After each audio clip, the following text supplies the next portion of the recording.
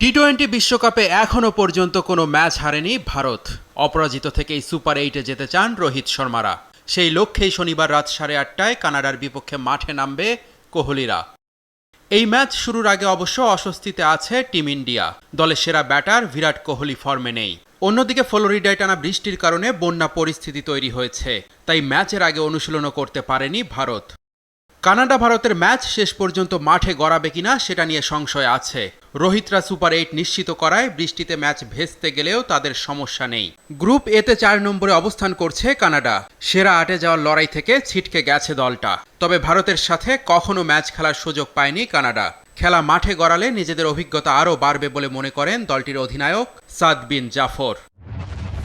অন্যদিকে রাত 11টায় সুপার 8-এর লড়াইয়ে টিকে থাকতে নামিবিয়ার বিপক্ষে মাঠে নামবে ইংল্যান্ড। গ্রুপ পর্ব থেকে বাদ যাওয়ার পরিস্থিতি তৈরি হওয়ায় ম্যাচের আগে মানসিকভাবে চাপে আছে ইংলিশরা। কঠিন সমীকরণে দুলছে বাটলারদের ভাগ্য। বি গ্রুপে সবার ওপরে আছে অস্ট্রেলিয়া, এরপর স্কটল্যান্ড।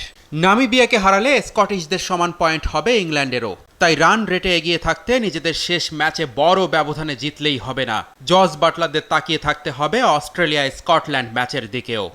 বিশ্বকাপ থেকে ইংল্যান্ডকে ছিটকে দিতে স্কটল্যান্ডের সাথে ধীর গতির ক্রিকেট খেলবে অস্ট্রেলিয়া, এমন গুঞ্জন যখন বাতাসে ভাসছে তখন নামিবিয়ার অধিনায়ক ইরাস মাসও জানিয়ে দিয়েছেন চাপে থাকা ইংলিশদের আটকে দেওয়ার চেষ্টা করবে তারা।